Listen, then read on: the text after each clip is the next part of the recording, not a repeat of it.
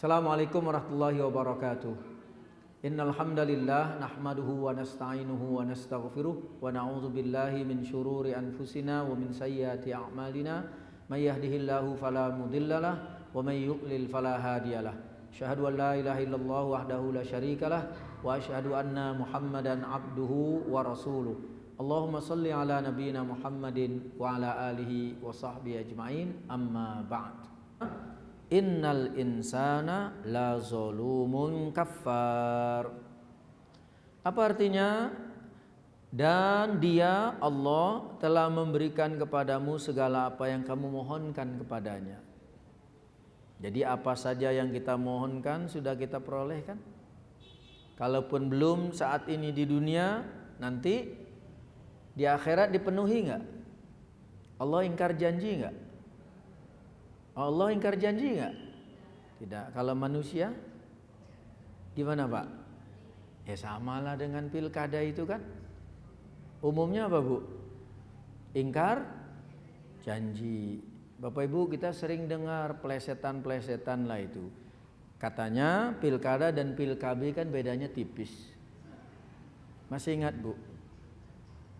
Pilkada dengan pilkab bedanya tipis Pak. Kalau pilkada, kalau sudah jadi lupa. Kalau pilkab dibalik, kalau sudah lupa jadi. Betul Bu? Baik. Nah jadi Allah itu memenuhi permohonan kita, kitanya aja yang tidak sabar. Lalu dan jika kamu menghitung nikmat Allah, niscaya kamu tidak bisa menghitungnya. Mirip dengan surah An-Nahl tadi kan? Nah di ujung ayat ini perhatikan, innal insana la zolumun kafar. Sungguh manusia itu sangat zolim dan sangat mengingkari nikmat Allah. Inilah bahasan kita ini. Apa itu zolim?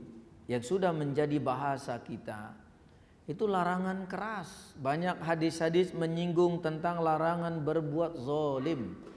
Nanti akan saya kutipkan beberapa hadis dari kitab Riyadhus Shalihin. Insyaallah Bapak Ibu punya di rumah kan kitab hadis? Riyadhus Shalihin karya Imam An-Nawawi.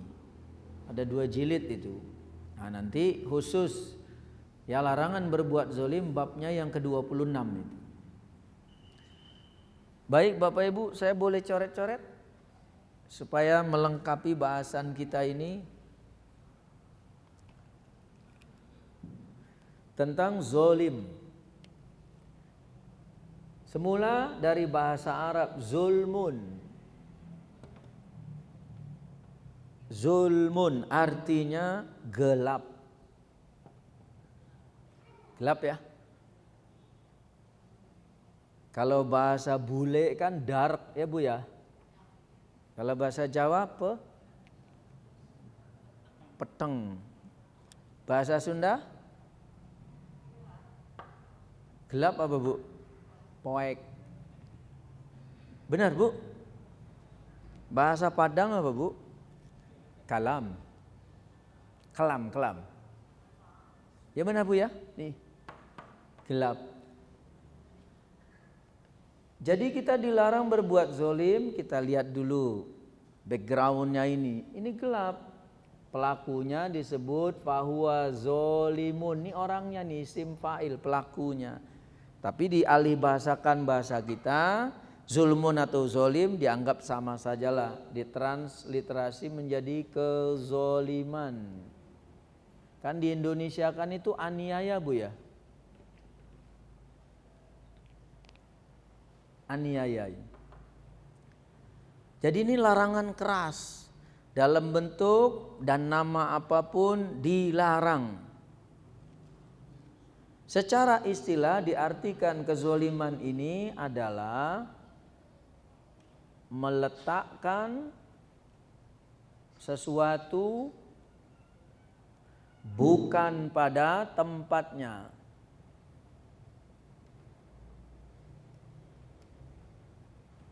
Nah, jadi apapun aktivitas, kegiatan, perbuatan, meletakkan sesuatu bukan pada tempatnya, ini secara umum kezoliman. Gitu ya Bapak Ibu. Mau contoh? Di tengah-tengah kita, keseharian kita. Misalnya, seseorang meletakkan kaus kaki di magic jar. Ya, sekalian aja contoh yang ekstrim. Zolim gak bu? Zolim gak bu? Zolim. Tapi kalau zaman saya sekolah dulu, kaus kaki setelah dicuci dijemur di belakang kulkas. Supaya cepat apa bu? Kering. Sebenarnya secara makna zolim juga pak ya. Betul bu? Tapi karena satu dan lain hal ngejar target ya, cepat kering. Nih, meletakkan sesuatu bukan pada tempatnya itu zolim. Jadi terambil dari kata zulmun, gelap. Syariat Islam mulia dan lengkap. Dan ini salah satu larangan keras dalam bentuk apapun. Nah, saya kutipkan di kitab Riyadhus Shalihin bahwa Syekh Utsaimin memberi syarah uraian di awal bab ke-26 kitab Riyadhus Shalihin bahwa bentuk-bentuk kezaliman bisa jadi meninggalkan perintah atau melakukan yang haram, imma taraka wajibun wa imma fa'ala mahramun, ya, muhramun. Jadi bentuk kezaliman bisa dalam wujud meninggalkan kewajiban. Seperti seorang muslim tidak sholat, zalim enggak? Zalim. Atau seorang muslim mengkonsumsi narkoba, zalim enggak? Oh, itu yang lagi ditangkap itu. Ya bu ya, sama wakilnya lagi bu, sama tangan kanannya lagi, nggak tahu sekdanya lagi diperiksa itu positif atau negatif. Kalau ibu-ibu pengantin baru yang paling diharapkan dulu periksa itu positif ya bu. Positif tanda kehamilan pak ya. Kali ini kan tanda apa? Mengkonsumsi narkoba. Itu zalim itu. Itu melanggar larangan Allah itu. Kemudian Syekh Utsaimin menyebutkan wazulmu nau'ani. Nah, jadi kezaliman itu larangan keras dikelompokkan global menjadi dua. Bapak Ibu jamaah sekalian rahimakumullah, pelanggaran hak itu kan dua. Satu apa? Zulmun yata'allaku bi huquqillahi azza wa jal. Kezaliman dalam wujud melanggar hak siapa? Allah.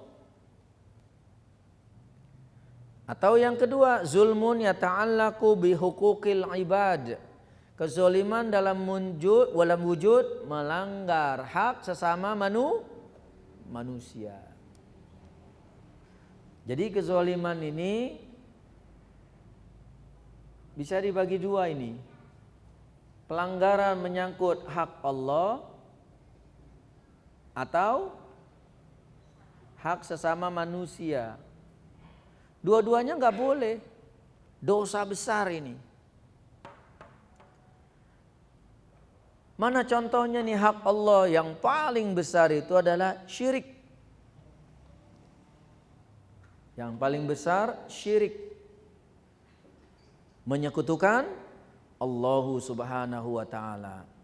Kita lihat surah Luqman, surah 31.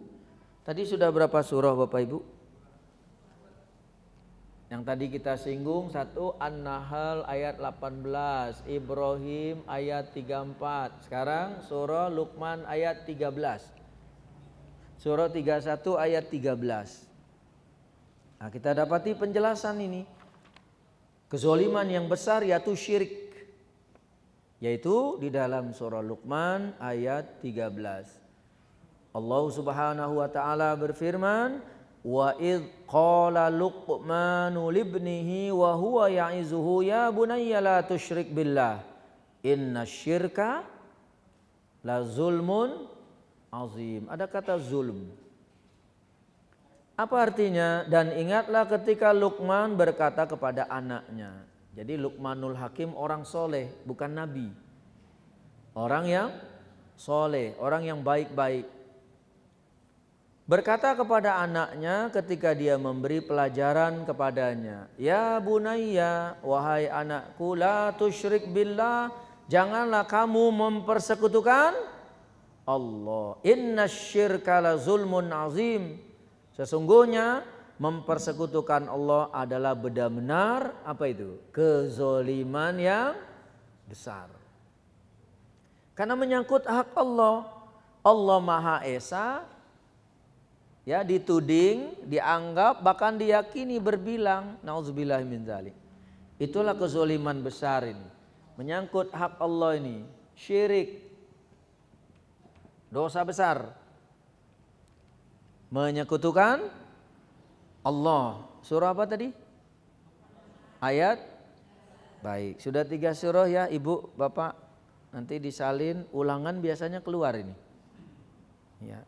Gak tahu Ibu Pipit ada ulangan gak ini Bu? Kalau tempat saya biasanya 3 kali pertemuan ulangan, 3 kali pertemuan ulangan. Karena sebagian kalau sudah hadir mengaji konsepnya masih jiro, sesudah ngaji taro gitu. Ya, harusnya jihad, sesudah ngaji dilihat. Benar Bu? Ya insya Allah lah ibu-ibu istiqomahnya sama bapak-bapak luar biasa ini. Baik, kemudian diperkuat lagi oleh sabda Nabi SAW tentang kezoliman besar menyangkut hak Allah adalah syirik. Rasulullah SAW pernah ditanya, ayyudz dzambi a'zam, dosa apakah yang paling besar? Faqala, Rasulullah menjawab, anta ja'ala lillahi niddan wa huwa khalaqaka. Jadi dosa yang paling besar adalah engkau menjadikan tandingan. Jadi ada sekutu, ada tandingan, syirik. Wa huwa khalaqaka, padahal dialah Allah yang menciptakan engkau.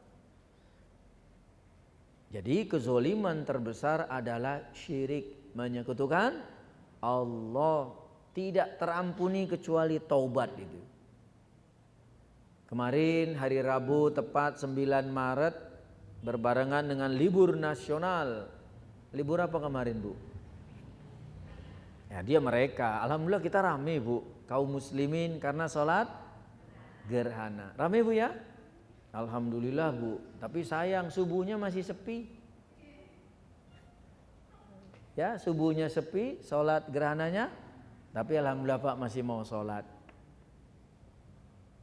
Maksud saya apa kaitan dengan ini? Berkait dengan gerhana, sebagian sadar atau tidak sadar masih melakukan kesyirikan. Disuruhnya sholat gerhana dan bersedekah, tapi sebagian malah pukul kentongan itu Bu. Pukul apa Bu? Mengusir siapa? Ada yang pukul-pukul kaleng, membunyi-bunyikan suara itu, syirik. Bahkan sebagian ibu hamil sembunyi di mana? Kenapa Bu? Takut belang katanya. Syirik. Kita muslim, lihat Al-Quran dan Sunnah, ya kan? Gak ada. Anjuran ajaran seperti itu gak ada. Kalau dilakukan dengan sengaja, apalagi tahu itu syirik itu. Termasuk sekarang kan masih musim hujan Bapak Ibu. Ada di antara kita yang menikahkan anaknya, saudaranya, bikin walimah, pasang tenda, ya Bapak Ibu. Karena musim hujan takut perayaan pernikahan itu terganggu, ya minta advice kepada para dukun. Apa jawabannya supaya perhelatannya itu lancar, tidak jadi turun hujan? Disuruh lempar CD ke genteng itu. Syirik itu. Bapak paham Ibu? Bukan DVD tapi CD. Syirik itu. Nah Ibu gak usah ditafsir lagi lah itu. Loh Ibu, ini perbuatan di tengah-tengah kita loh sering terjadi kesyirikan. Padahal tuh zolim besar gak Bu? Zolim gak? Gak ada hubungannya. Baik Bapak Ibu, sekarang coba review pelajaran ibtidaiyah tentang malaikat. Siapa malaikat? Namanya yang ditugaskan Allah menurunkan hujan siapa? Ya, regu A, regu B, atau Bapak regu C bisa membantu? Nama malaikat yang tugasnya menurunkan hujan siapa? Israfil meniup sangkakala, Pak. Kurangi 25. Ibu? Siapa, Bu? Betul, Mikail. Nanti door prize-nya ambil sama Bu Pipit itu. Betul, Mikail. Malaikat Mikail nggak takut sama CD yang dilempar ke genteng itu. Allah yang maha berkuasa. Itulah contoh-contoh kesyirikan, kezoliman yang masih terjadi di tengah-tengah kita. Maka tinggalkan, hindari. Sebagian ibu-ibu, para istri misalnya, mudah-mudahan bukan ibu-ibu jamaah Al-Istiqomah ini. Ya, ingin dicintai, disayangi suami, nanam susuk, Bu. Di dalam tubuhnya, misalnya di dekat mata ini, supaya bulu matanya anti badai itu. Ada? Syirik gak, Bu? Syirik. Kalau ibu mau tahu resep disayang suami, mudah. Kasih servis ori, jangan KW, selesai. Loh, sebagian kan KW 1, KW 2, KW 3. Kasih ori, selesai. Bapak juga begitu. Kita suami kalau ingin dicintai istri, gampang, Pak. Kasih nafkah on time, jangan terlambat. Kemudian lebihkan 10 lembar. Setuju, Bu? Wah, setuju. Tapi ada jamaah saya tanya lagi, warnanya apa katanya. Masih suka berhitung itu. Loh, ibu buta warna enggak, Ibu? Bu, kalau coklat goceng, ungu ceban, hijau 20, biru merah jambu. Alhamdulillah ibu nggak katarak berarti. Terima kasih. Baik, jamaah sekalian rahimakumullah. Kembali bahasan pokok. Di antara kezoliman menyangkut hak Allah adalah syirik.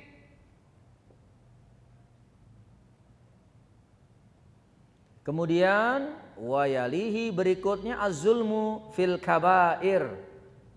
Dosa-dosa besar. Berzina, membunuh, minum minuman keras, korupsi, betul enggak?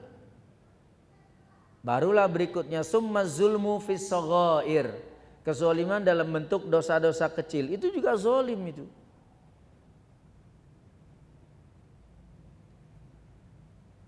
Baik, kita muslim tidak boleh berbuat zolim. Selain menyangkut hak Allah, dosa besar ini termasuk hak sesama manusia. Kalau boleh ditambahkan sesama makhluk, misalnya hewan. Gak boleh juga zolim. Bapak Ibu, siapa yang punya binatang peliharaan di rumah? Ada kan? Entah kucing, kelinci, ikan atau apapun. Tidak boleh zolim, penuhi hak-haknya itu. Dirawat nggak, Bu? Diberi makan nggak? Diberi minum nggak? Dibersihkan nggak kandangnya itu? Kalau nggak zolim. Karena ada hadis Nabi yang lain, Rasulullah bersabda, "Udzibat imra'atun." Seorang wanita diancam siksa neraka karena menyiksa seekor kucing dalam bentuk dimasukkan ke kamar, dikunci, tidak diberi makan minum sampai mati. Jangan menganggap remeh dengan binatang. Karena itu kezoliman juga. Kezoliman ya, tidak boleh. Demikian pula secara umum kepada sesama manusia, tidak boleh zolim. Karena sesama muslim dilindungi.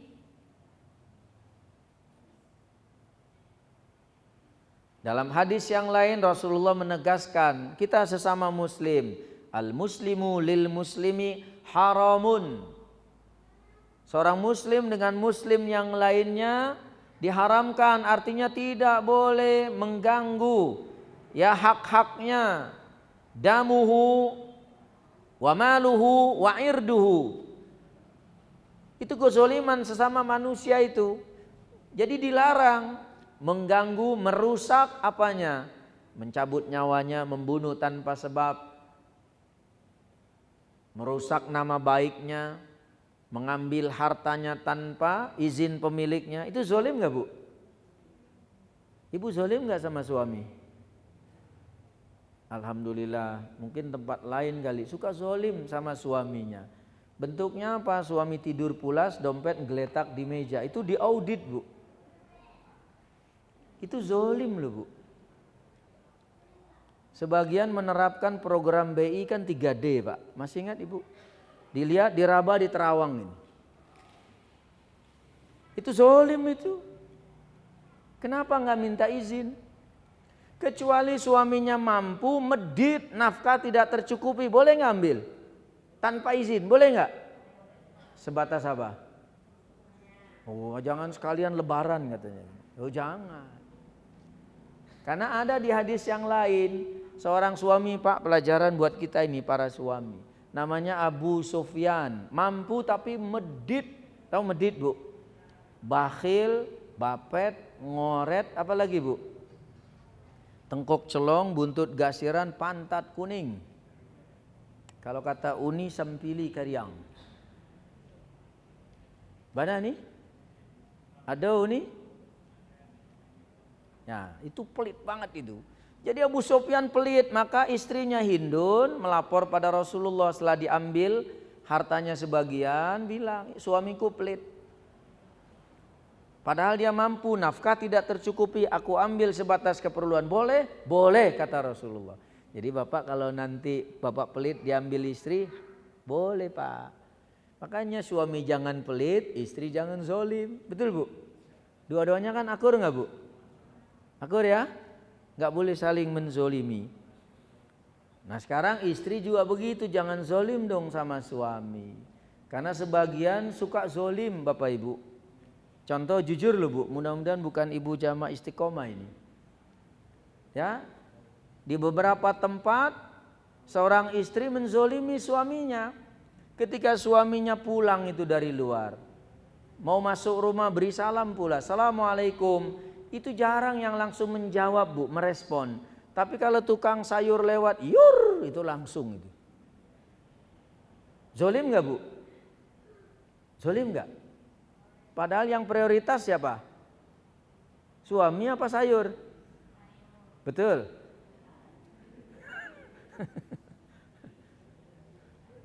Iya, terkadang manggil suami aja lupa dengan ya panggilan-panggilan yang menyenangkan. Tapi kalau panggil tukang sayur, masya Allah Pak, pingin dapat diskon dia. Bu, di mana-mana panggil tukang sayur, ujungnya yur gitu. Tapi sebagian zolim manggilnya say. Awas. Masa manggilnya bagian depan, Ibu ya? Ibu, Bapak, contohlah Rasulullah SAW. Mungkin kesempatan ini kita bahas itu. Upaya menggapai kebahagiaan sesuai tuntunan Rasulullah dalam rumah tangga itu. Lihat Rasulullah memanggil istrinya Aisyah. Apa panggilannya Bu? Humairah. Artinya apa? Kemerah-merah. Nanti Ibu sesuaikan aja. Paham Ibu ya? Enggak selalu harus merah Bu. Kalau kuning ya ke kuning-kuningan. Kalau hijau ke hijau. Kalau biru ke biru-biruan. Udah gitu. Kadang anak, karena Aisyah kan muda itu, panggilannya Aish. Gitu ya Bu ya? Iya. Bapak panggil istri gimana Pak? Kadang-kadang waktu habis ijab qabul aja Bu yang mendayu-dayu. Sekarang sudah anak 3, 5 panggilnya dudut sini dud. Enggak boleh. Benar enggak Bu? Enggak boleh itu. Awas lu Pak. Enggak boleh. Ibu juga manggil suami di hadapan orang lain enggak boleh. Woi, bapaknya anak-anak, bapak ke enggak boleh. Panggillah Bu dengan sopan. Ya, panggillah. Apalagi ketika berdua, wah lebih mendayu-dayu lagi. Ya Bu ya, Ibu panggilnya apa? Honey, sweetie, baby, ayang babe. Nah, silakan aja itu. Lo kan silakan pilih. Betul Bu ya? Silakan pilih. Itu Rasulullah itu. Sebaik-baik panutan kita. Dah baik. Jadi kepada siapapun tidak boleh zolim. Kepada diri sendiri aja boleh nggak zolim? Boleh nggak Bapak Ibu? Tidak boleh. Di zaman Rasulullah Sallallahu Alaihi Wasallam ada seseorang rajin beribadah, sunnah diantaranya sholat tahajud. Tetapi caranya apa Bu? Berlebihan sehingga masuk kategori zolim. Dia menyiapkan tali antar tiang masjid Bu untuk tempat dia bertumpu. Paham Ibu? Supaya enggak apa? Enggak jatuh. Zolim enggak itu? Harusnya hak badan istirahat enggak? Istirahat. Boleh tahajud, kalau ngantuk tidur, nanti lanjut lagi. Sama dengan nanti Bapak Ibu Ramadan tinggal 80 hari sekian. Ibu ngitung enggak? Ramadan berapa hari lagi? Hitung mundur, countdown itu Bu. Harusnya di masjid-masjid ada di gerbang itu. Ramadan sekian hari lagi. Seperti traffic light itu kan ada Bu. 100, 99, 98, 97, 96. Itu Pak ya? Tapi kadang-kadang diingatkan banyak yang zolim. Seorang ibu diingatkan temannya, Bu Ramadan sebentar lagi tiba. Harusnya senang gak Bu? Jawabannya apa? Perasaan belum lama katanya. Itu zolim itu. Betul Bu? Harusnya diingatkan ibadah, girang gak? Senang gak Bu? Itu kesempatan beramal soleh lu. Nah kaitan bahasan kita tadi apa? Kan di dalam bulan Ramadan ada syariat sholat tarawih gak? Betul Bu? Nah tarawih para ulama menjelaskan itu sholat sunnah yang santai. 2 salam atau 4, 1 salam, istirahat ngaso. Yang haus minum, yang lapar makan, yang mau kamar kecil silakan ke toilet. Nanti lanjut lagi. Karena hak badan, betul nggak Bu? Betul nggak Bu? Tapi banyak yang zolim pada diri sendiri, apalagi yang kemarin diberitakan tuh tahun 2015. Di satu tempat di tanah Jawa sholat sudah 23 rakaat cuma 7 menit Pak, Bu. Pernah dengar nggak kemarin? Ya tuh Ibu udah gini-gini aja itu. Sholat apa itu Bapak Ibu? Jangan-jangan konsepnya ikan sepat, ikan gabus, lebih cepat. Siapa yang ngajarin itu? Padahal ada hadis itu. Rasulullah bersabda, "Shallu kama ra'aitumuni usolli." Salatlah kalian sebagaimana kalian melihat aku Rasulullah salat. Tumakninah dong. Salat apa gini-gini? Kayak nge-rap aja gitu Bu ya. Atau apa kayak tari-tarian apa itu? Nah kembali hadis yang tadi, salat malam gak boleh zolim. Kalau ngantuk tidur. Makanya Rasulullah memerintahkan orang tadi yang bikin tali di mana tadi? Di antar tiang tuh cabut, istirahat. Hadis berikutnya, mungkin Bapak Ibu sering dengar, ada 3 orang laki-laki mendatangi istri Rasulullah Sallallahu Alaihi Wasallam untuk mengkonfirmasi kualitas ibadah beliau dalam rangka meniru dan mencontoh beliau. Setelah mendapatkan penjelasan, ketiga orang ini semangat, pingin ibadahnya seperti siapa? Rasulullah Sallallahu Alaihi Wasallam. Tapi ketiga orang ini berlebihan. Yang pertama bilang apa? Saya akan sholat malam semalam suntuk tanpa tidur. Zolim nggak itu? Zolim nggak? Zolim kepada siapa? Diri sendiri. Yang kedua, saya akan berpuasa sunnah terus menerus tanpa berbuka. Zolim nggak? Zolim. Yang ketiga, barangkali ini patah hati ya Bapak Ibu. Saya tidak akan menikah selama-lamanya. Zolim enggak? Zolim, masa jomblo? Kan berpasang-pasangan. Maka ketiga komentar laki-laki ini, ya, komentar ketiga laki-laki ini didengar oleh Rasulullah Sallallahu Alaihi Wasallam. Kemudian beliau membantahnya, mengkonternya itu. Antumul ladzi kultum kaza wa kaza, kaliankah orangnya yang telah berkata begini dan begitu? Ama wallahi, sungguh demi Allah, innila akhsakum lillah wa atqakum lahu. Aku adalah orang yang paling takut kepada Allah.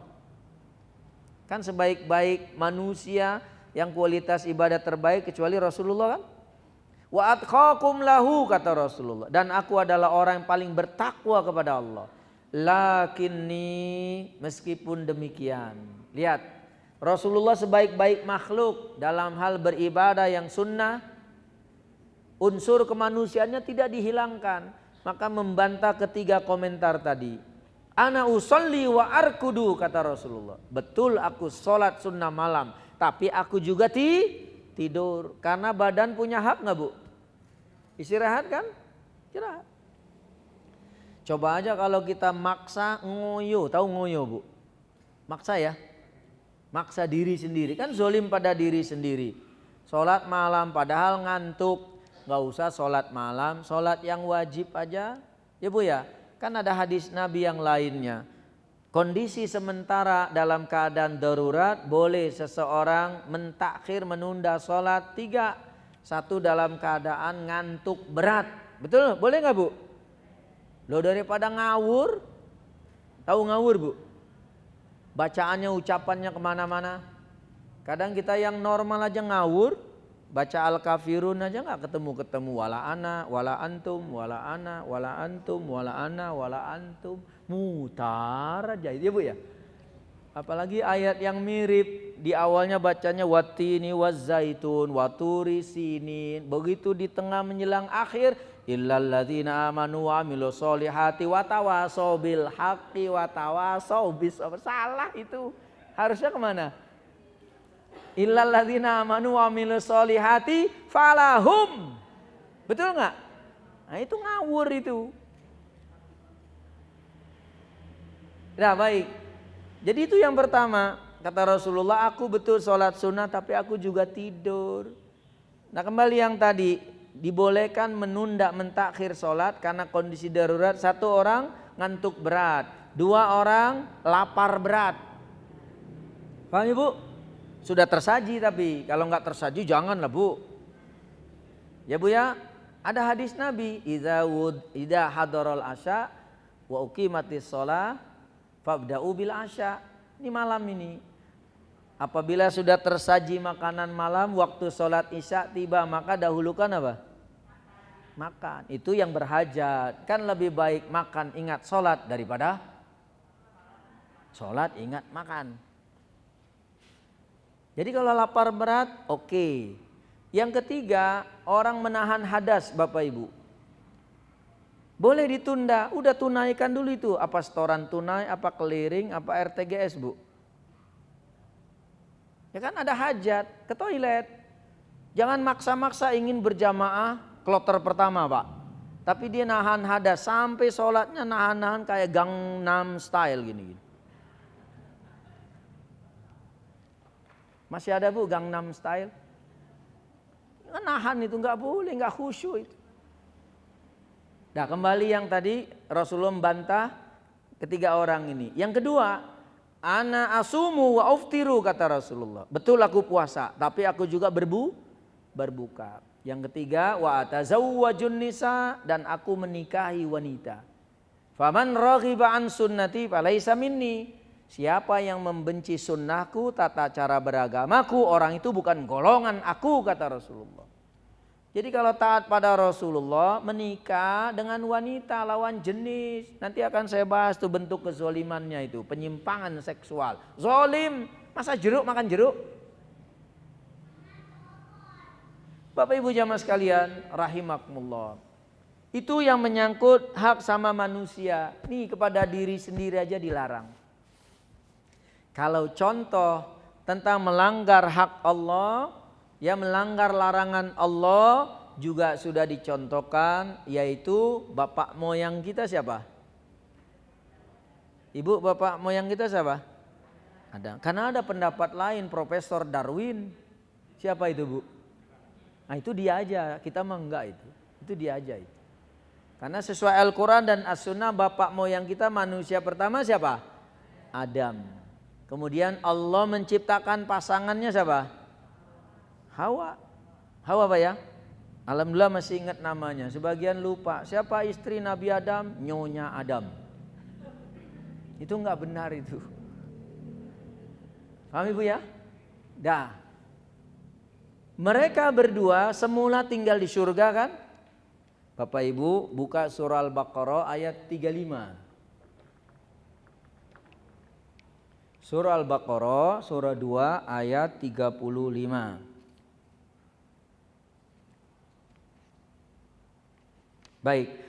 Allah Subhanahu wa taala berfirman, "Wa qulna ya Adamu uskun anta wa zaujukal jannata wa kula minha ragada wa kula minha ragadan haitsu syi'tuma wa la taqraba hadhihi syajarata fatakuna minaz zalimin." Ada kata zalim enggak itu? Baik. Dan Allah berfirman, ingatlah ketika kami berfirman, kata Allah ya, wahai Adam, tinggallah engkau bersama siapa? Istri kau di dalam surga dan makanlah dengan nikmat berbagai macaman yang tersedia di sana sesuka kalian. Tapi janganlah kamu dekati apa? Pohon ini, enggak ada namanya. Itu penamaan iblis di ayat yang lain, syajaratul khuld. Pohon yang bila buahnya dimakan menyebabkan kekal di dalam surga. Itu penamaan iblis. Paham Ibu? Gak ada namanya. Janganlah kamu dekati pohon ini kata Allah. Nanti kamu termasuk apa? Orang yang zolim. Melanggar larangan Allah zolim gak? Loh kan tadi menyangkut hak Allah bisa dua Bu. Meninggalkan kewajiban atau melanggar larangan. Nabi Adam dan Hawa pernah berbuat zolim, melanggar larangan Allah, memakan buah pohon terlarang itu. Lalu Allah murka, diusir enggak? Ayat berikutnya Ibu bisa baca 36, 37 ya. Allah murka, tapi mereka kemudian menyadari kesalahannya. Zolim. Maka mereka berdua berdoa sehingga menjadi bagian dari doa kita loh. Yaitu surah Al-A'raf, surah yang ke-7 pada ayat ke-23. Ini doa yang sering kita panjatkan ini, yang merupakan doa Nabi Adam dan Hawa setelah menyadari kesalahannya, berbuat kezoliman, melanggar larangan Allah. Bapak Ibu masih hafal doa ini? Qala rabbana zalamna anfusana wa illam taghfir lana wa tarhamna lanakunanna minal khasirin. Masih hafal Pak ya? Baik. Keduanya berkata, ya Tuhan kami telah menzolimi diri kami sendiri. Bentuknya apa tadi? Melanggar larangan Allah, memakan buah pohon terlarang itu. Jika engkau tidak mengampuni kami dan memberi rahmat pada kami, niscaya kami termasuk orang-orang yang rugi. Janganlah berbuat zolim kepada siapapun, apalagi kepada pihak lain. Tadi udah contohnya pada diri sendiri, suami pada istri, istri pada suami, kita kepada hewan. Gak boleh ya Bu? Apalagi kepada hak Allah berbuat syirik. Ingat, orang-orang yang berbuat zolim kalau dia tidak tobat, nanti di akhirat tidak ada yang bisa menolongnya. Tidak ada yang bisa menolongnya. Rasulullah sallallahu alaihi wasallam bersabda dalam hadis dari jalur Jabir radhiyallahu anna Rasulullah sallallahu alaihi wasallam qala ittaquz zulma fa inna zulma zulumatun yaumal qiyamah. Takutlah kalian kepada Allah dari perbuatan kezoliman, karena setiap perbuatan kezoliman merupakan kegelapan di hari kiamat. Kita nanti akan diminta tanggung jawab kan? Betul Bapak Ibu? Semua akan diminta tanggung jawab. Termasuk pelanggaran-pelanggaran hak Allah dan hak sesama makhluk, sesama manusia. Kenapa di hadis ini disebutkan? Jadi ittaquz zulma, kata Syekh Utsaimin, la tazlimu ahadan, la anfusikum wala ghairikum. Jadi tidak boleh menzolimi diri sendiri ya siapapun, diri sendiri atau orang lain. Fa inna zulma zulumatun yaumal qiyamah. Kata Rasulullah itu kan, karena kezoliman adalah kegelapan di hari kiamat. Kata Syekh Utsaimin, wa yaumul qiyamati laisa hunaka nurun illa man anarallahu ta'ala lahu. Di hari kiamat nanti tidak ada cahaya. Awas lu. Di hari kiamat nanti tidak ada cahaya, melainkan orang-orang yang mendapat penerangan dari Allah Subhanahu wa ta'ala. Maka dari itu jangan berbuat zolim. Kalau berbuat zolim cahayanya enggak ada, gelap itu. Dan kita nanti akan diminta pertanggungan jawab. Coba ingat gak hadis Nabi yang lain? Siapa yang berbuat zolim kepada sesama manusia, di antara doa yang mustajab, doa siapa? Bapak Ibu, doa siapa? Orang yang dizolimi. Dalam hadis yang lain Rasulullah bersabda, ittaquz zulma, takutlah kalian dari perbuatan kezoliman. Ya, karena kegelapan di hari kiamat. Hadis lain menyebutkan wattaqi da'watal mazlum, takutlah kalian kepada Allah dari permohonan orang yang dizolimi. Fa innahu laisa bainaha wa bainallah hijabun. Karena antara dirinya dan Allah tidak ada hijab gitu. Jadi mustajab. Hadis lain menyebutkan salasu da'awatin mustajabatun la syakka fihinna. Ada 3 jenis doa yang apa? Mustajab. Tidak diragukan lagi. 1, dakwatul mazlum, doa siapa? Orang yang dizolimi. 2, dakwatul musafiri, doa siapa? Orang yang sedang dalam perjalanan. Perjalanan yang mana Bapak Ibu? Apa perjalanan konser? Atau pertandingan grand final? Atau apa? Perjalanan yang mubah, apalagi perjalanan ibadah. Yang ketiga, doa orang tua kepada anak, dan sebaliknya anak kepada 2 orang tua. Janganlah berbuat zolim, meletakkan sesuatu bukan pada tempatnya. Nanti di hari kiamat itu hari pembalasan, saling tuntut menuntut, sampai-sampai apa? Di hadis berikutnya di kitab Riyadhus Shalihin, saya bacakan, wa an Abi Hurairah radhiyallahu anhu anna Rasulullah sallallahu alaihi wasallam qala, dan dari Abu Hurairah radhiyallahu an bahwasanya Rasulullah sallallahu alaihi wasallam bersabda, la tu'addunnal huquqa ila ahliha yaumal qiyamah. Pada hari kiamat nanti pasti akan dipenuhi tuntutan-tuntutan itu. Jadi orang yang dizolimi akan menuntut balas. Hatta sampai-sampai yuqada lisyatil jalha minasyatil qarna. Sampai-sampai kambing yang tidak bertanduk akan menuntut balas kambing yang bertanduk, yang dulu waktu di dunia menanduknya itu. Itu binatang yang gak ada akal saja dikisos gak Bu? Bagaimana dengan kita yang berakal? Waspadalah. Paham Ibu? Kezoliman kepada sama manusia bentuknya apa? Bikin sakit hati orang lain. Zolim gak? Sakitnya di mana Bu? Di sini kan? Zolim. Kemudian merampas harta orang lain seperti korupsi, suap. Zolim gak? Zolim.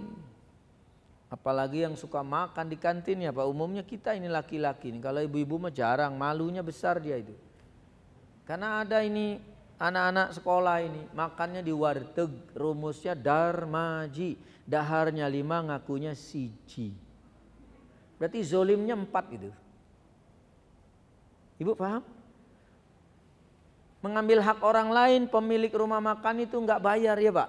Makannya berapa? 5, ngakunya 1. Zolimnya dituntut di hari kiamat nanti. Nah, maka termasuk ibu istri yang pernah mengambil itu dompet suami, pulang minta maaf lah. Ibu ya segera, lebih baik segera Bu. Kalau dalam ibadah baru itu cocok itu ikan sepat, ikan gabus, lebih cepat, lebih bagus.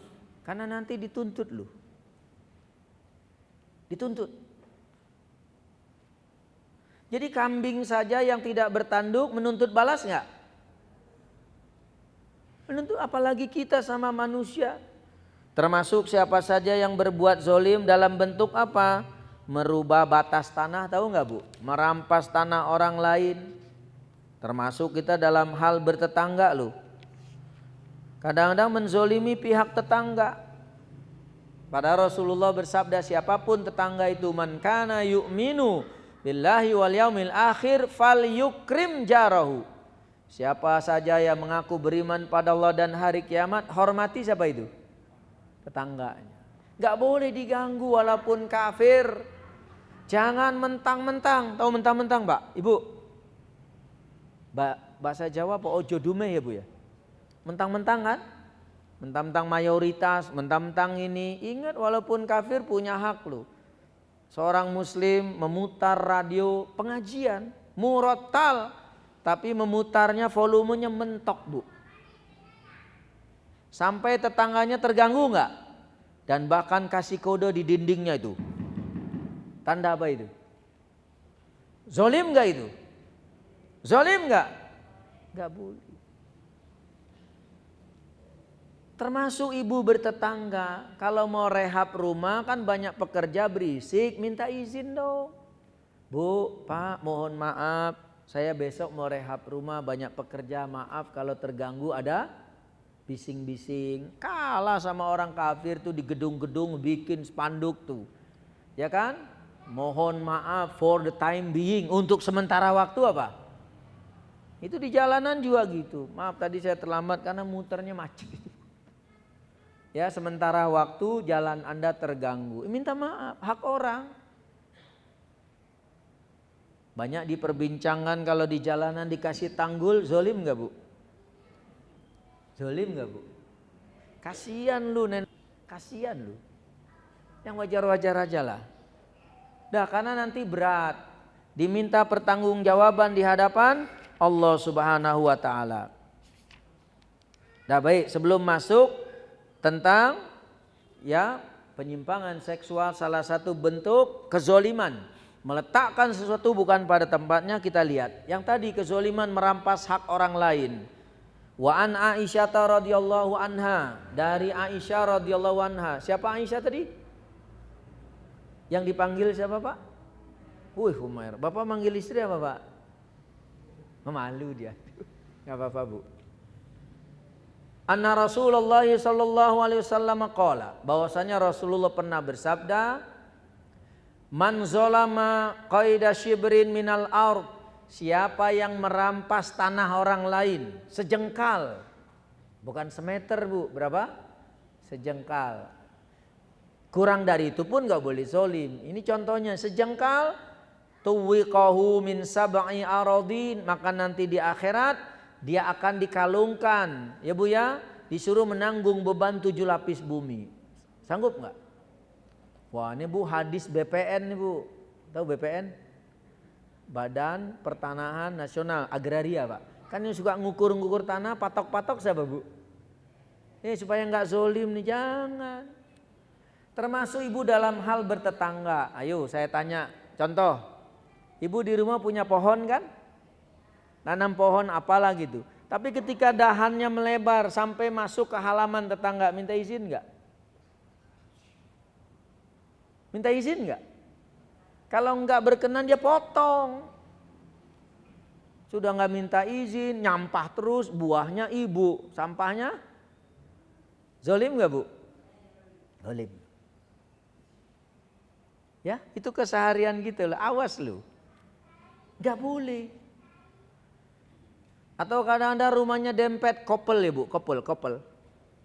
Rumah tetangga halamannya kosong, tapi kita bikin gentengnya, buangan air hujannya kemana? Minta izin nggak? Minta izin nggak?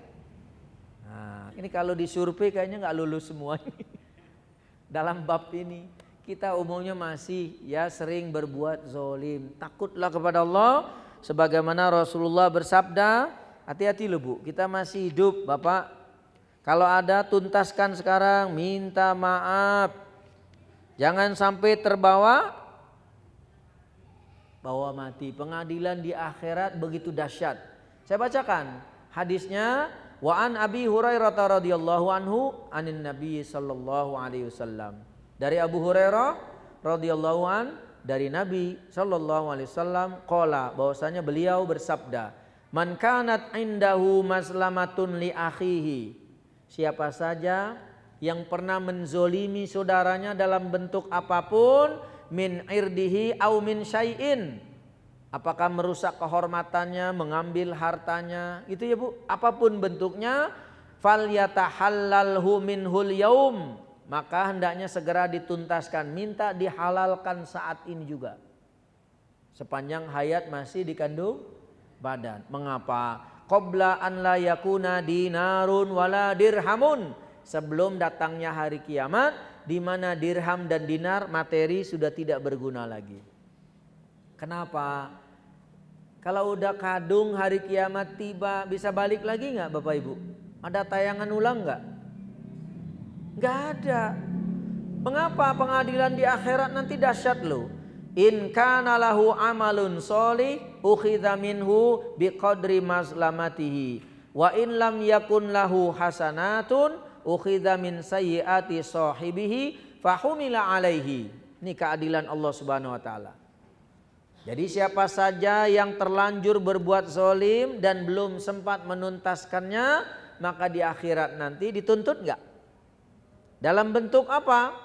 Kalau yang berbuat zalim itu punya amal soleh, maka amal solehnya diambil. Sebatas sebanding kezolimannya diberikan kepada yang dizolimi. Kalau dia tidak punya kebaikan, maka keburukan orang yang dizolimi diambil, ditimpakan pada siapa? Orang yang menzolimi. Mau nggak? Mau nggak? Jangan. Bahkan hadis berikutnya Ibu kenal istilah muflis. Pernah dengar istilah itu? Muflis. Bangkrut, betul Ibu. Bangkrut. Kan Rasulullah bertanya di hadapan sahabat, atadru namal muflis? Tahukah kalian apa itu bangkrut? Sahabat menjawab, orang yang bangkrut itu yang nggak punya dinar, nggak punya materi. Kata Rasulullah, bukan itu. Orang yang bangkrut adalah orang yang pernah berbuat zalim waktu hidup di dunia belum diselesaikan, maka di akhirat dituntut nggak Bu? Orang yang dizolimi nuntut nggak? Nah, maka amalan orang itu diambil, dosa orang dizolimi itu ditimpakan. Bangkrut orang itu, itulah muflis. Nah, mudah-mudahan Allah hindarkan kita semua. Baik, nah sekarang kita masuk salah satu kezoliman yang masih hangat dibicarakan. Ini boleh saya hapus Bapak Ibu? Saya hapus ya. Salah satu bentuk kezoliman, kan tadi secara definisi meletakkan sesuatu bukan pada tempatnya, yaitu penyimpangan seksual itu. Itu zolim itu.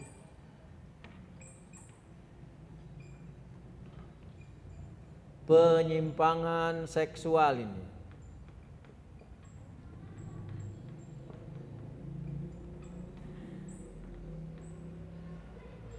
Salah satu bentuk kezoliman.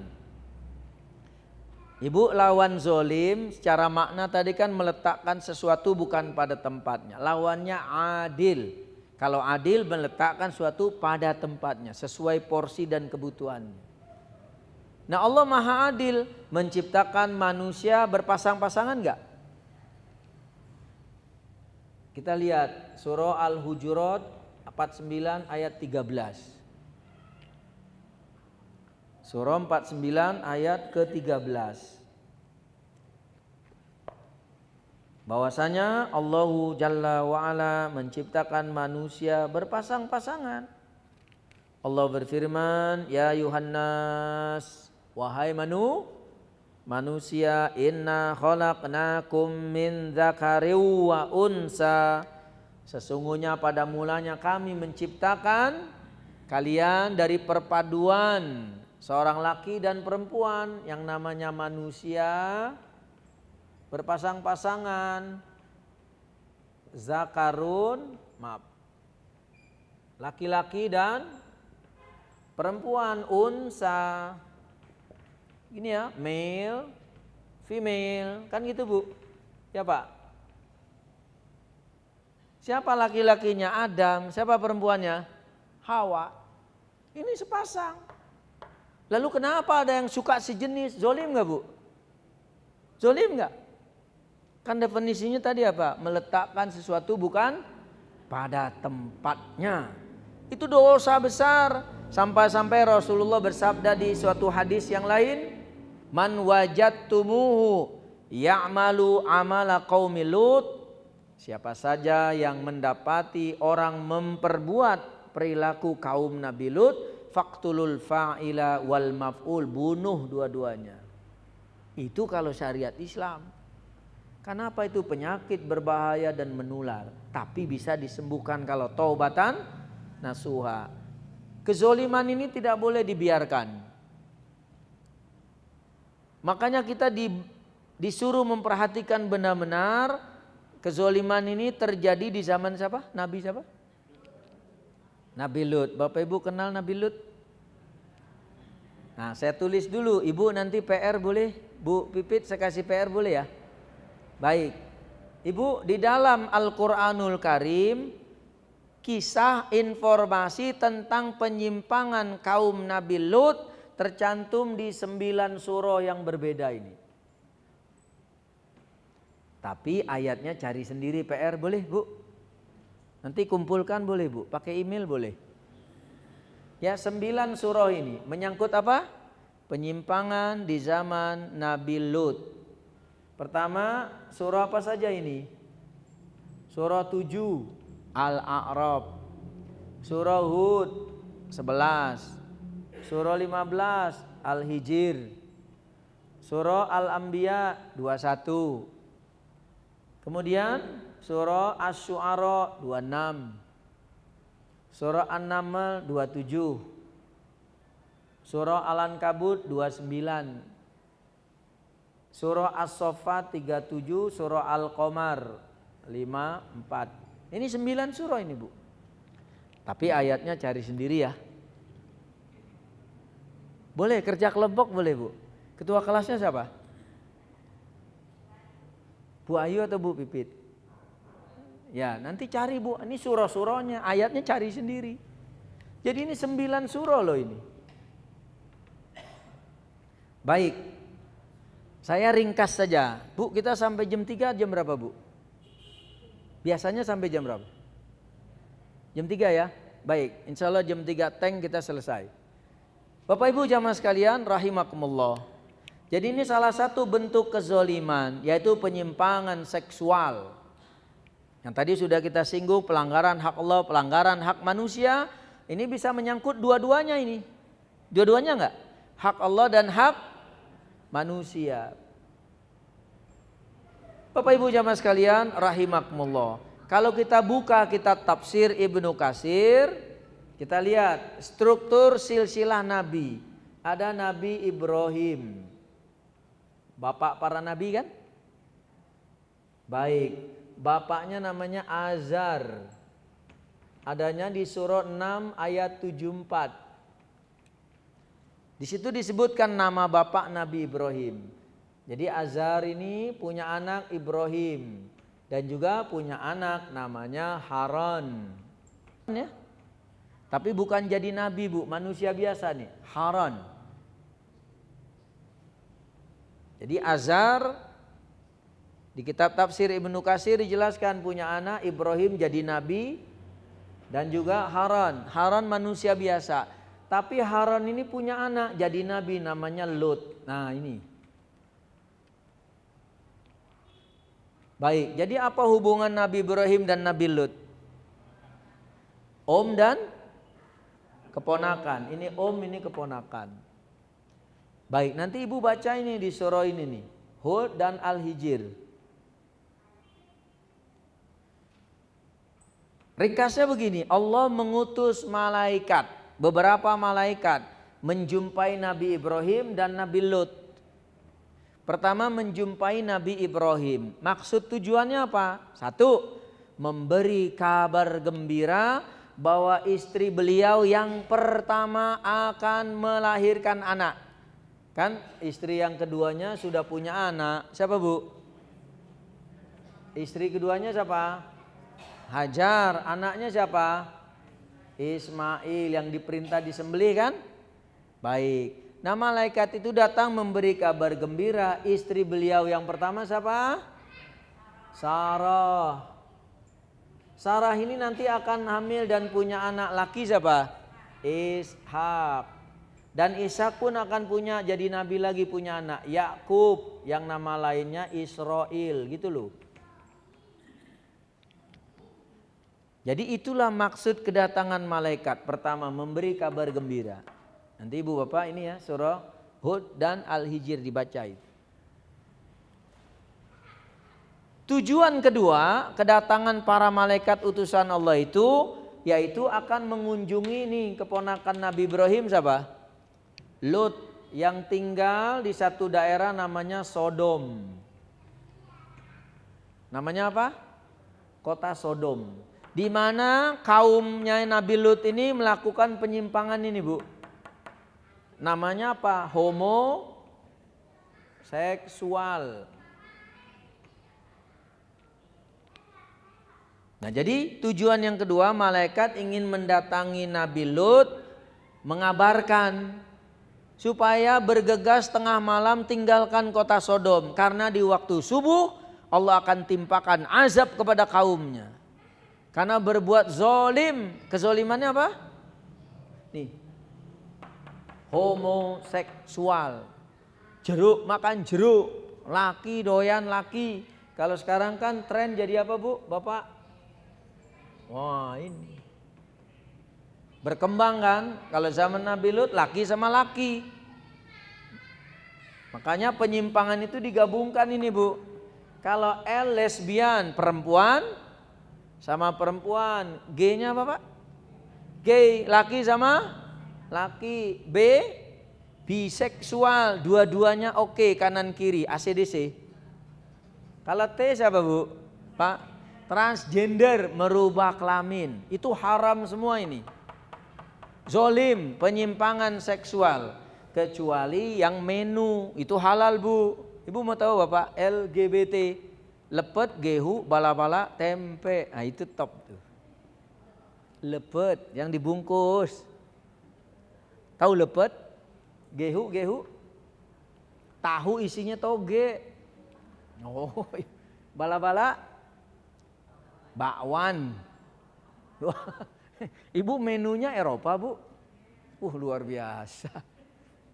Ibu menunya apa bu? Fettuccine. Nyebutnya aja susah itu. Kenapa bu? Ya, enak karedok, udah gitu aja. Pecel karedok ya bu ya. Ibu dipincuk. Wah luar biasa. Ibu orang Madiun. Tidak baik. Ya bu ya, ini penyimpangan ini. Dan ini homoseksual. Jadi malaikat menyampaikan kepada Nabi Lut.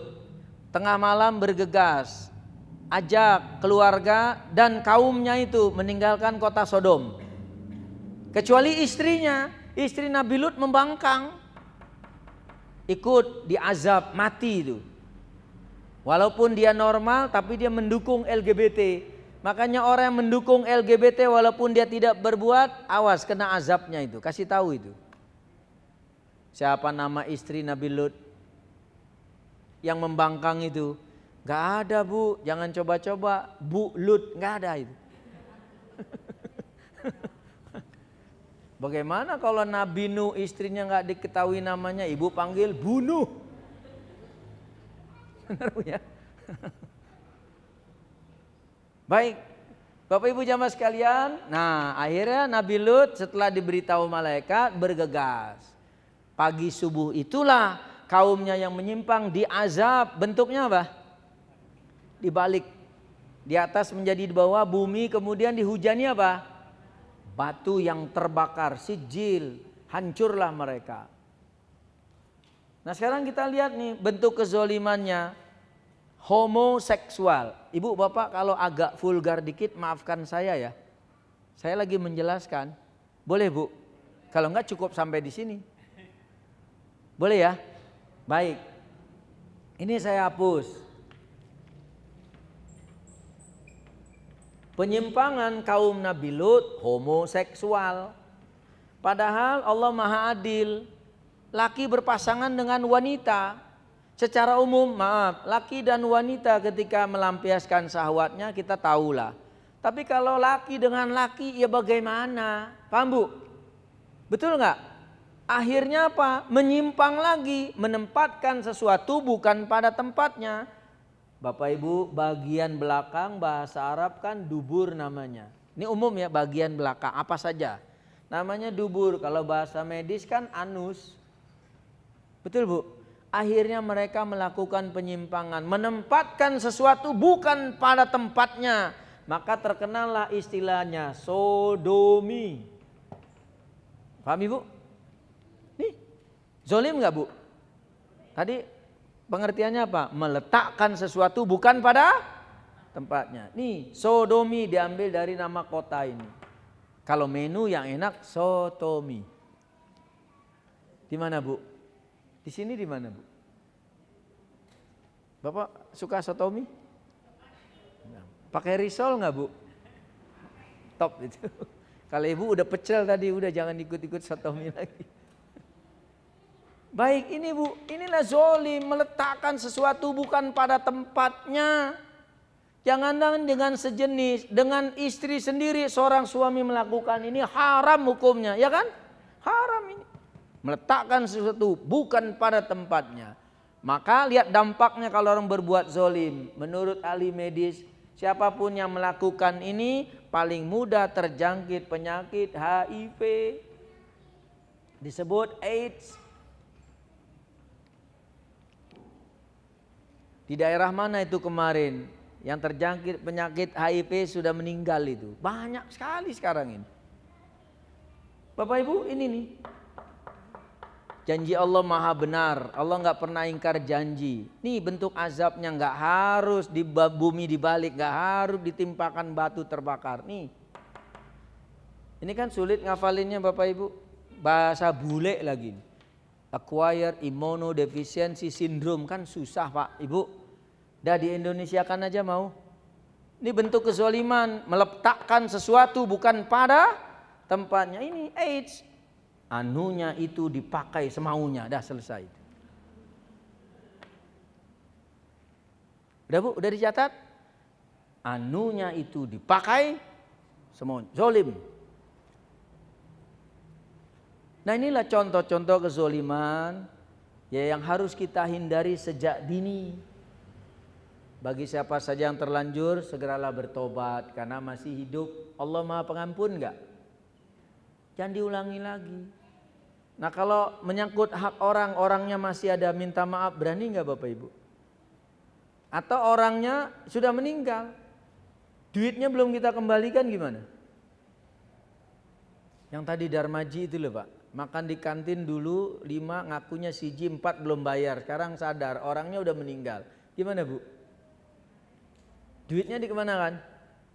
Ada yang bisa jawab? Dalam rangka tobat ini hak manusia ini diapakan ini? Disodakohkan dalam kebaikan dengan niat pahalanya buat siapa? Orang yang kita zolimi. Dah baik Bapak Ibu jamaah sekalian rahimakumullah. Ada mau tanya? Silakan. Silakan Ibu menyangkut bahasan terutama. Ya. Silakan. Saya minum dulu ya Bapak Ibu boleh? Ya.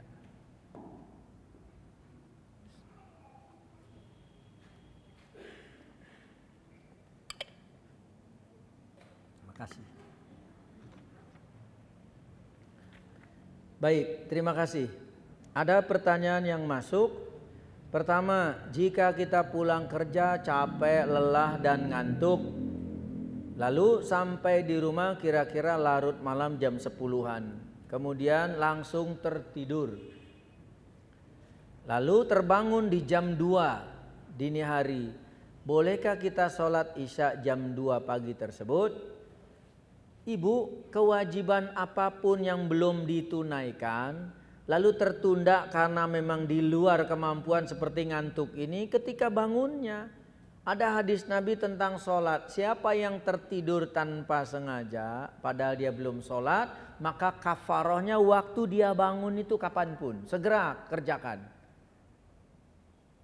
Yang tidak boleh diancam itu orang yang nunda-nunda, nggak ngantuk, nggak ada keperluan terus sampai larut begadang, ya Pak ya. Padahal seingat saya, maaf, Syekh Muhammad Nasiruddin Al-Albani menjelaskan batas waktu isya itu kira-kira jam 12 malam. Tapi kalau seorang kewajiban belum dilakukan, ya dia diancam dosa besar karena menunda. Tetap kerjakan. Jadi boleh Bu, memang kewajiban. Apa langsung bilang Allah Maha Pengampun, tidur aja gitu Bu? Yang enggak, dituntut, argonya jalan itu. Kemudian yang kedua, jadi paham Bu ya? Ya enggak usah sholat isya, sholat apapun. Barangkali Ibu ada yang lupa tadi, sekarang udah mau asar. Belum sholat zuhur, gimana? Engehnya sekarang, tahu engeh? Sadarnya sekarang gimana? Segera saat itu juga bangkit, kerjakan sholat zuhur. Yang kedua, jika seorang telah berbuat zolim terhadap manusia lalu dia tobat. Setelah ia tobat, minta maaf terhadap yang dizolimi. Namun yang terzolimi tidak mau memaafkan. Bagaimana dengan hal tersebut? Ya sudah, kerusakan bukan pada pesawat kami. Pesawat siapa yang rusak? Ya dia, selesai. Tetap berbuat baik. Ya Bu, maafkan saya, tiada maaf bagimu. Misalnya gitu kan? Ya sudah, dia yang zolim itu. Ya Bu ya, udah tetap jaga hubungan baik. Ibu nggak dimaafkan, terus pendekatan, approach. Ya Bu ya, bikin makanan, kasih. Paham Bu? Kan Abu Dzar dinasihatkan oleh Rasulullah, idza tabahta maraqatan fa'aksir ma'aha falyata'ahad jironaka. Kalau kalian masak masakan berkuah, banyakkan apa? Airnya, sedekahkan pada tetangga, kasih, berbuat baik. Mudah-mudahan dengan kebaikan lama-lama lunak. Kalau enggak juga ya sabar Bu, sing waras yang ngalah. Yang penting kitanya, dia tanggung jawab itu. Tapi kalau jatuh di kita ada orang lain minta maaf, Bapak Ibu maafkan enggak? Bapak misalnya tuh istrinya udah ngaji, nanti minta maaf, ya Daddy atau Honey please forgive me. Ya kan? Ya. Selama berbulan-bulan dompet you selalu berkurang 3 lembar. Ai pelakunya. Maafin nggak? Maafin Bu, kata Bapak. Alhamdulillah. Dah baik. Yang ketiga, jika kita digibahi seseorang, tahu Bu, dibincangkan keburukan. Rasulullah bersabda, ya, atadruna mal ghibah? Rasulullah bertanya pada sahabat, maukah aku beritahu kamu tentang ghibah? Rasulullah menjawab, dzikruka akhaka bima yakrau. Kamu menceritakan keburukan saudaramu itu namanya ghibah. Jadi bagaimana kalau kita digibahi orang, lalu orang tersebut akhirnya kita tidak apa nih? Tidak tega, apakah kita zolim terhadap orang yang menggibahi kita? Maksudnya barangkali gini Bu, ada orang membincangkan keburukan kita, ya Bu ya, ya sudah, kenapa harus takut? Tapi kalau Ibu merasa memang hak Ibu dirampas, ya Ibu sampaikan counter balik, minta bukti. Ibu dituding begini ya Bapak, begini begitu. Akhirnya kita tidak apa nih, tegar ya Bu ya. Apakah kita zolim terhadap orang yang menggebet? Tegar Bu. Bu, bela hak sebatas kemampuan. Jadi kalau kita dituduh sama orang mencuri padahal kita tidak mencuri, sudah terlanjur itu di pers rilis ya Bu ya. Counter balik, saya tidak mencuri. Justru orang yang menuduh tuh harus mendatangkan bukti gitu. Bu, hidup ini memang ujian. Sabar ya Bu ya. Sabar. Atau kalau nggak dibalas ini di akhirat nanti. Wallahu ta'ala a'lam. Berikutnya, kemana kalau kita sholat makmum di masjid? Bagaimana kalau kita sholat makmum di Masjidil Haram di jam sholat malam? Padahal kita ngantuk, tapi kita tidak ingin kehilangan sholat malam berjamaah. Lalu kita sholat ikut berjamaah. Apakah termasuk menzolimi diri sendiri? Ibu, Kalau memang ngantuk, ya sholat apapun ya. Kalau memang udah nggak tahan matanya sepet ya Pak ya. Ya sudah, tunda dulu. Kasih tahu teman, saudara, keluarga, saya ngantuk berat nggak kuat. Nanti bangunkan saya mau sholat. Itu jauh lebih baik. Jadi jangan mengejar keutamaan, kan Masjidil Haram Bu berjamaah, tapi menzolimi diri Bu ya. Sama juga ada orang sholat ketinggalan sampai berlari-lari jatuh-jatuh itu. Gak boleh. Alaikum bisakinah kata Rasulullah.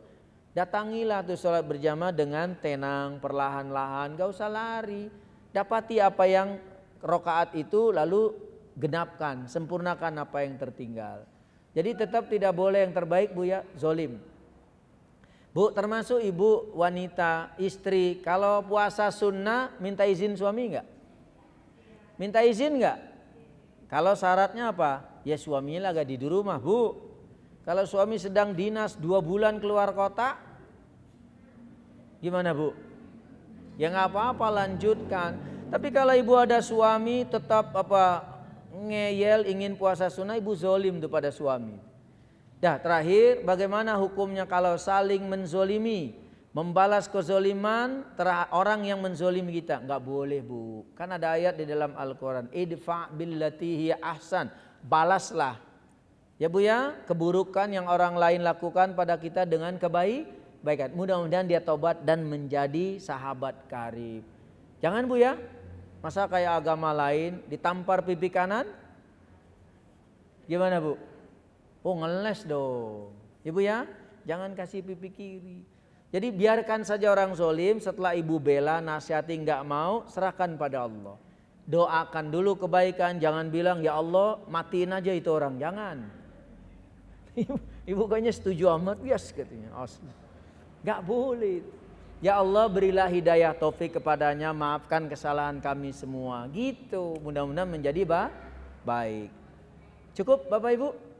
Barangkali ini yang saya mampu, mudah-mudahan bermanfaat dan tidak keluar dari jalur Al-Quran dan As-Sunnah sebagaimana pemahaman para salafus soleh. Mudah-mudahan Allah memberi ampunan, hidayah taufik, keberkahan bagi kita sekalian, dan kita terhindar dari perilaku kezaliman apapun bentuk dan namanya. Aqulu qauli hadza wa astaghfirullah li wa lakum. Subhanakallahumma wa bihamdika asyhadu an la ilaha illa anta astaghfiruka wa atubu ilaik. Wassalamualaikum warahmatullahi wabarakatuh.